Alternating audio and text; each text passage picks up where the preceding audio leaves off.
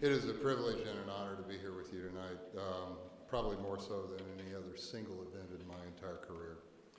So I'd like to welcome you to this historic and exciting milestone in the development of this inspiring, truly resilient, and truly unique institution. I have spent 35 years as an academic affiliated with the Smithsonian Institution, and I've been tenured faculty at 3 research public institutions. It is my experience, and I say this with all seriousness, that Unity College represents the best of what higher education is all about. We're here tonight to celebrate the official kickoff of the college's 50th year. We have events planned throughout the year to commemorate the remarkable people and milestones making up the growth and development of this, our precious gem, the little college that would never give up. And I know of at least 3 instances in this college's history when it should have closed its doors, and many of you were here in those crises. And the reason it didn't is because you would not give up. And it's a testimony to your tenacity and your willingness to be of service that we still stand here today. We who have the privilege of being stewards of the college at this moment in time are deeply moved and honored by you who have joined us tonight. We truly stand on your shoulders. Let me say at the beginning that the most cherished of the Unity College values, at least to me, is the fundamental understanding that as a species, we live in each other's shelter. This, more than any single thing, characterizes the Unity College experience. You here tonight are the founders and the keepers of that social contract. Before I proceed, I'd like to take a moment and thank the terrific people who made this weekend of tonight's gala celebration possible. Dan LaForge and his team of superheroes from facilities.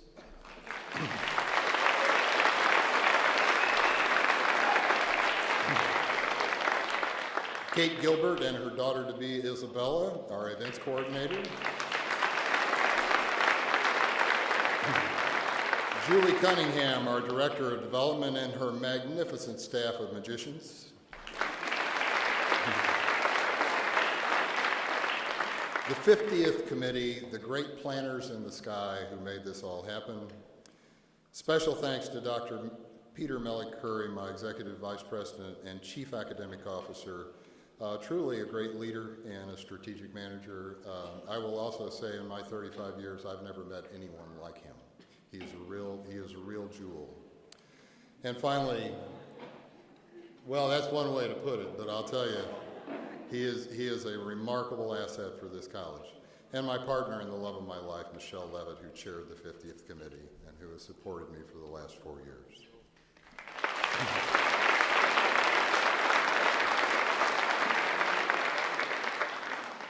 The history of the college is a story that is known locally and by many in this room. In the early 60s, I-95 was being put through just west of Waterville, and the citizens of Unity Township were concerned about the impact on their economy. At about the same time, one of the founders was interested in starting a post-secondary education institution for students requiring a creative learning environment. Creating a college seemed like a good idea to meet both of these needs. Land was donated by the Constable family. Tonight with us are the Constable siblings, Arlene, BJ, and Bob, who grew up in what is now Constable Hall. Other entrepreneurial individuals played key roles, but there can be no doubt that Bert Clifford was the prime mover. And in his honor, we have named one of our new residence halls Clifford Hall. He collaborated with several principals in the Unity area, and as we've already identified, some of those are with us tonight. I'd like to specifically mention Babe and Kay Tozier. We sit tonight in Tozier Gymnasium. Chris Smart, who is with us tonight. You can applaud if you wish. I'd be delighted if you did.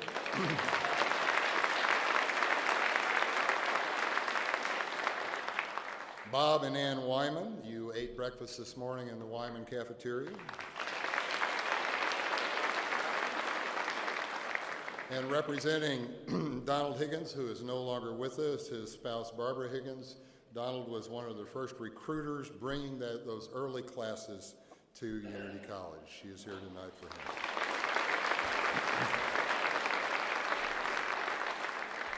All of these individuals played key roles in the rather inauspicious beginnings of the college.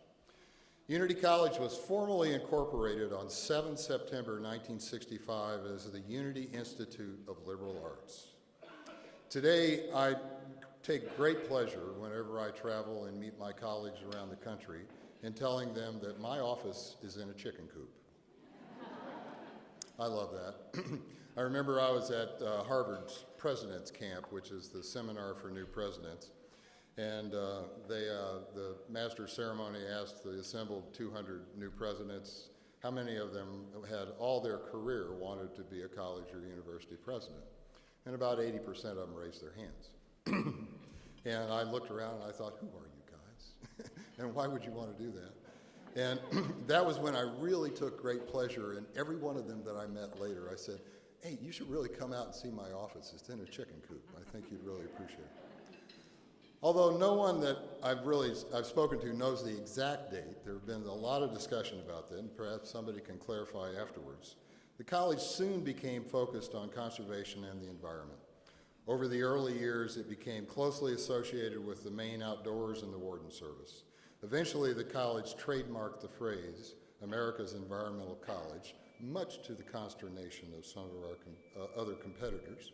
I take great pleasure in telling them we're going to keep it, thank you.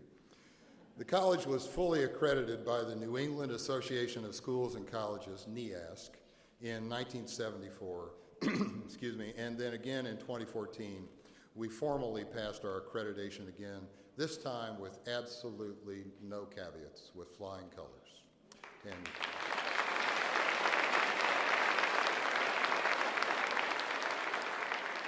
I am told that at one time the college's stationery had the tagline, "Come help us build a college."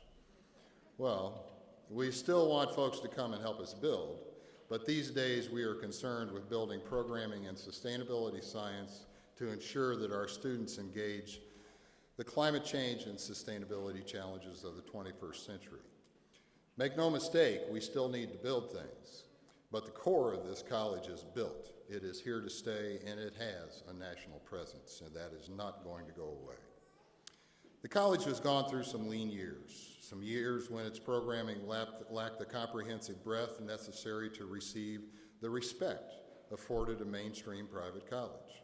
Its financial status during the 80s and part of the 90s was shaky, and NEASC awarded only provisional accreditation. There was even a time when the faculty and staff were asked to give back some of their pay in order to keep the doors open. This is partly what I mean by willing to go to any lengths to keep this place running. I am happy to say that those days are far behind us, and those who are concerned about them ever recurring can rest easy. That's not going to happen anytime soon. And the financial health of this college is not only solid, it is arguably the envy of most private colleges in our class. When I talk to other presidents, they are amazed at where we stand.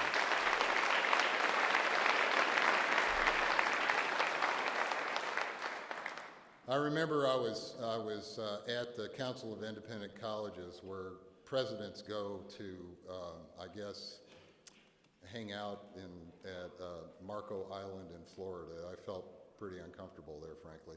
And one of them asked me about some of our numbers, and I rattled off our discount rate and our retention rate and our recruitment rate and some of those things and our tuition and stuff.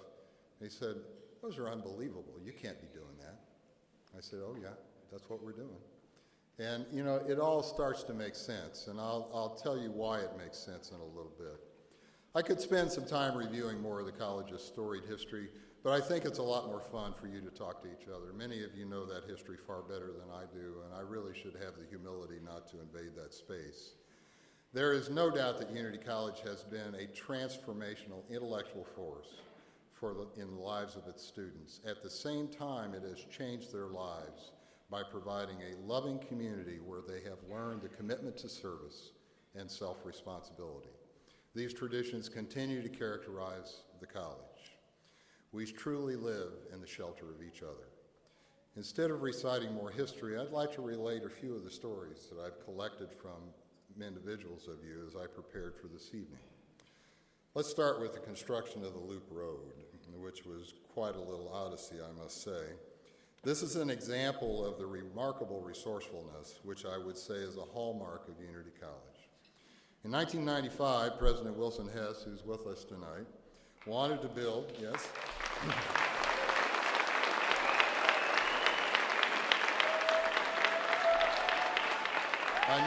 I noticed that Wilson did not bring his gun, and there are no wildlife on campus for him to shoot at this moment. Wanted to build a road that circled campus, but he got it in the truck, okay? But the cost was prohibitive. His means for creative financing was based on the fact that this road would serve the Quimby Library, which is a public library. Thus, the National Guard could be brought in to build the road. His loophole to build the loop road.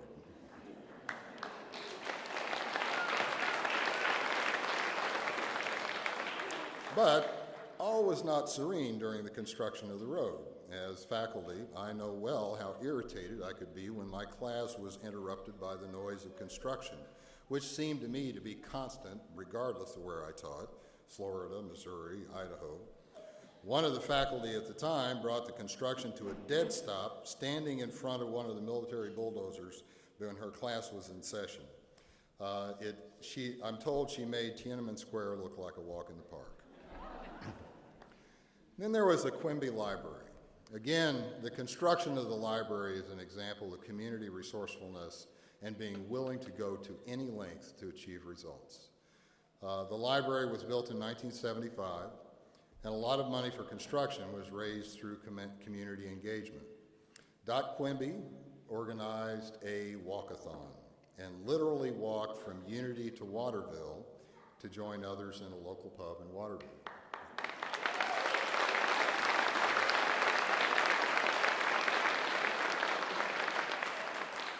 Once the library was erected, bringing collections from the Science Building, now known as Kuntz Hall, to the library was a community effort.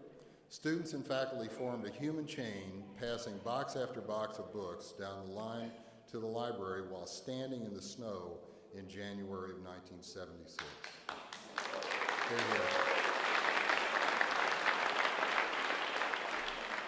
Now, let it never be said that Unity College does not know how to party. Legendary are the holiday parties in the library. Am I right, Doc? These were joyous occasions when ethanol biochemistry could be experimentally studied at length. Although finding suitable control groups was, I am told, a problem. As the evening progressed, Dot would periodically cycle past the punch bowl, and it would mysteriously become enriched with amaretto. The tipsy taxi service was provided to ensure a safe trip home for those who might have become a bit too enriched. And then there was the organisms. This is a wildlife ecology school, and we call them organisms on campus. Cows, chickens, and unrestrained con law majors would roam the campus in the late 60s and early 70s. I was a wildlife major at Missouri. I have a deep respect for the intelligence and dexterity of animals. But I am baffled that a cow could mysteriously find its way to the second floor of Wood Hall. Perhaps one of you can explain that to me. Perhaps you were there when that cow walked up the stairs to the second floor.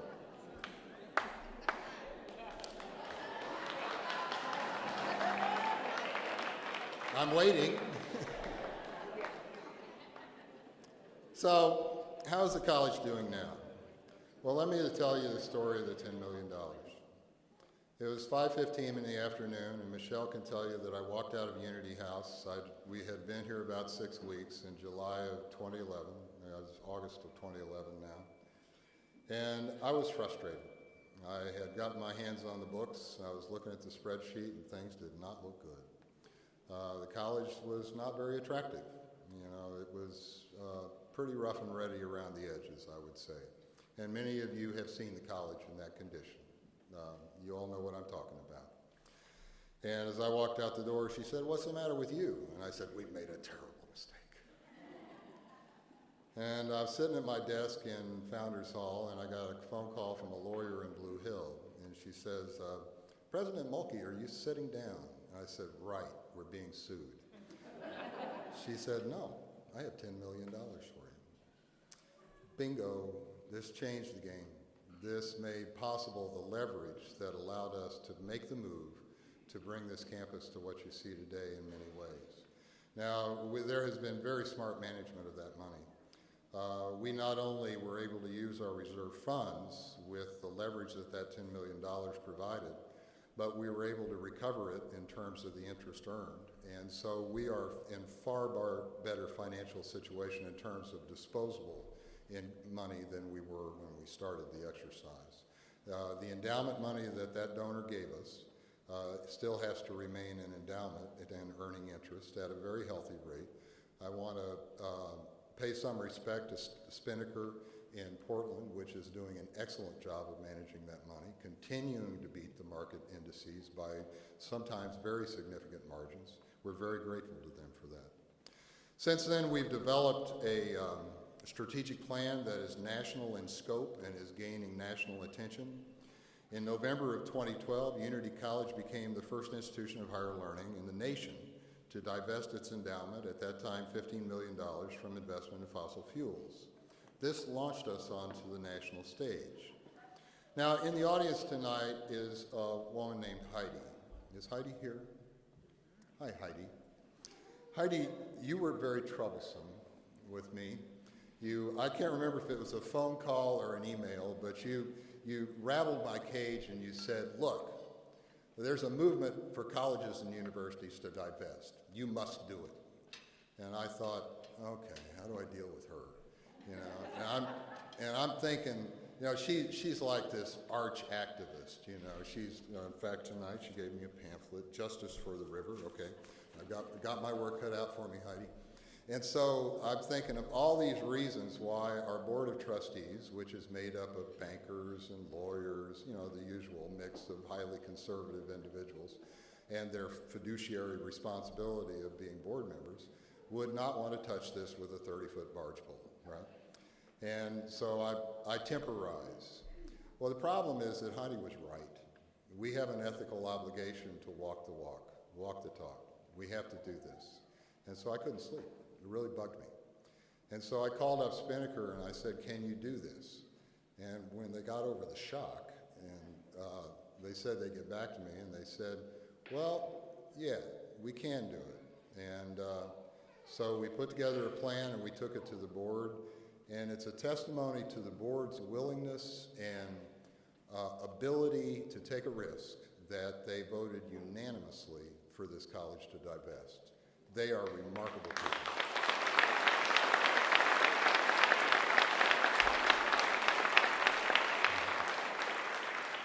In early 2012, I went to the faculty and the board and asked them to adopt sustainability science. Now, I didn't pick that phrase randomly. It's a framework defined by the U.S. National Academy of Science, and we're using that as a framework for all of the college's programming. This does not mean that we do not honor the humanities as the foundation, the humanities and social sciences as the foundation of a liberal arts college education. I believe in the liberal arts. Without them, sustainability science has no room to run. It doesn't work. So I think what we've done is we've raised a lot of eyebrows in higher education because we boldly declared ourselves to be at the cutting edge of this essential field when no one else had the guts to do so. And that instantly brought us attention. Today, I sit on the board of the Association for the Advancement of Sustainability in Higher Education, in part because of these bold moves by Unity College. It wasn't me. They'd never heard of me. I'm an ecologist. You know, I've done some reasonably good work as an ecologist, but ASHE, this national group, that's not what they're interested in. They're interested in what Unity College is up to. In 2013, we received a major gift in the form of the McKay Farm and Research Station in Thorndike. We're very grateful for that gift. This is an incredible opportunity for our faculty to do transformative scholarship and write grants, and it's an incredible teaching platform. This is a gift that will keep on giving. We're developing this as our resources permit and our faculty are able to engage with it, but you can expect great things from that field station. It's 4 miles away. It will be an increasingly important extension of the college. We've had many recent renovations. You can see them in this building. The exterior of this building used to have a, shall we say, less than attractive exoskeleton because the cinder block original construction was made with less than adequate materials and was I think actually might have been condemned briefly for a time. I remember there was daylight through the roof, which is not such a good thing for a sustainability college. You know, we were pouring a lot of BTUs into the air in the wintertime. It's got a new roof. All of these things have been rectified. We've changed the R value of the walls dramatically. We built 2 new LEED certifiable dorms. We're going to throw solar panels on them. Very soon, it looks like we're going to sign a power purchase agreement to put an array of solar panels in the field on the other side of the road here that will make the campus net zero. And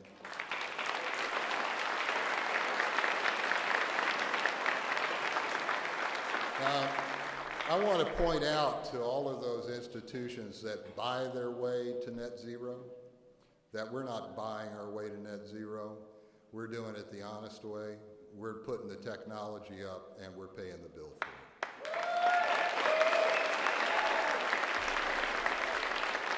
So you may have the endowment and the money to buy your offset, more power to you, but I'd like to see your offset verified.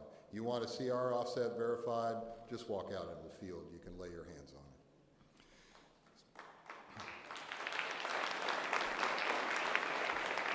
Now, one of the things that has really been transformative for the college, I was astonished when I got here that the internet bandwidth for the college was 25 megabits. Now, that may not mean much to you, but to put that in context, that if you have a standard high-speed cable connection for your family, it's probably about 15 megabits. So we were asking 450 to 500 students to use 25 megabits to access the internet. I'm sorry, but that ain't going to work in today's world. The students will not tolerate that, and we can't do research and teaching with that kind of bandwidth. So we began renovating that. We got connected to Internet 2, which is the high-speed education and research network that connects all the major institutions in the United States. We did that through Network Maine, and we now, as we sit here today, we have one of the fastest internet connections in the United States at a gigabit. It is incredible.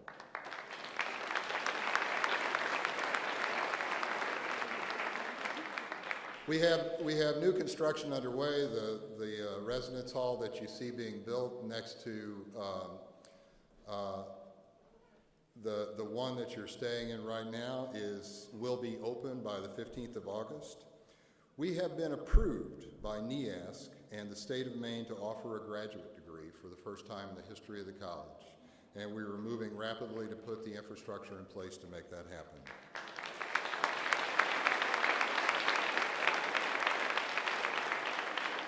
This will be a professional science master's degree in sustainability science, focusing in part on management of ecological change.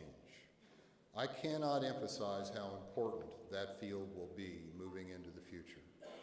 Imagine what kind of forest you would like north of Katahdin in 2070. I would suggest to you that if you are not managing that forest for that outcome today, you will be very unhappy with what you have in 2070. So management for ecological change, as climate zones are moving and as the impacts of climate change are being felt, we have to get smarter, we have to get aggressive, we have to begin to take some chances to see what we can create. Unity College is one of the few places that's planted a flag and said, we're going to train in that area. We know we don't know all the answers, but let's get started. We've hired 14 new faculty, bringing our strength to 40 plus. With the outstanding expertise of Dr. Mulkey, we have professionalized our enrollment, marketing, financial aid, development, and we've created an operations group.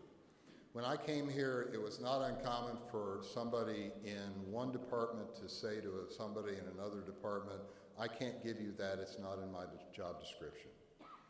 I found it necessary to tell them that they might not have a job description if they didn't find a way to help each other. And Mulkey has institutionalized that. He's made it a smooth operating organization. And we've got some excellent professionals now, just great people. I want to especially call out Joe Saltalamacchia, one of our homegrown professionals. This guy is a star, and he's really become a pro over the last few years. He's doing a great job. He's our director of enrollment, and he's really bringing in the students.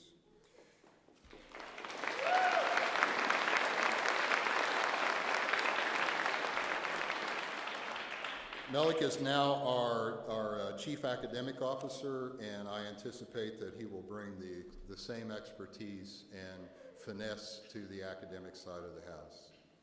The financial health of the college is without question beyond anything we could have hoped for. What's happening in the industry right now is meltdown across many broad sectors in higher education. The industry clearly is in crisis. There's this thing called the discount rate, and that's how much you horse trade with parents and students to take off your sticker price so that you can fill your beds, okay? So the discount rate this year at University of New England is 60% for freshmen.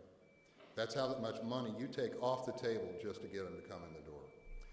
Many named institutions, because they're losing their market share because they're too expensive and they're not relevant to current needs, are now discounting their sophomores and juniors just to keep them.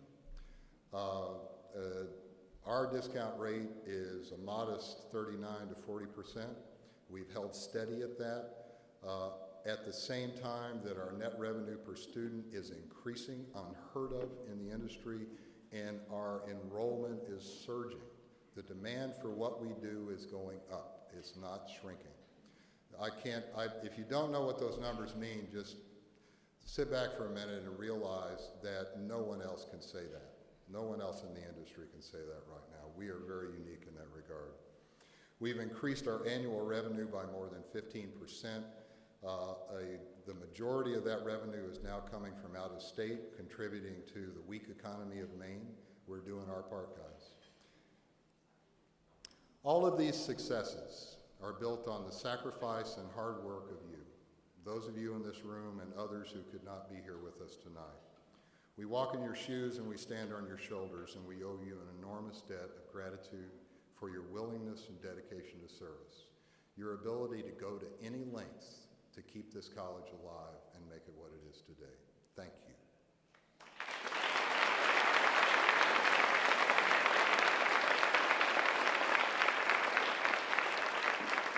So let me just take a minute and talk about the future. Mainers are not very optimistic sometimes, let's just say. They tend to be a little crusty and curmudgeonly about what might happen. And I would like you to suspend that characteristic for a while and really think about what could be here. Because we're on a roll. It's going well, guys. I remember I was on my morning bike ride one time. It was 75 degrees out. It was a beautiful clear blue sky. I stopped in the Troy store and I said, "Isn't the weather lovely?" And the woman behind the counter said, "Give me February any day." I said, "Okay." And I knew what she meant. I got it. I understand. This is Maine. So, with all due respect to the past and honoring the practice of the college's traditions as we move forward, we will never give up on those things. We stand in each other's shelter.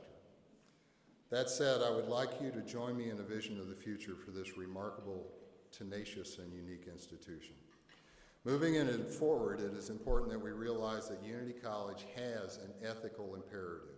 We owe this to our students, to not only prepare our students to be productive workers and citizens that can make a reasonable and good living, but also prepare them to face the sustainability challenges of the crises in this century.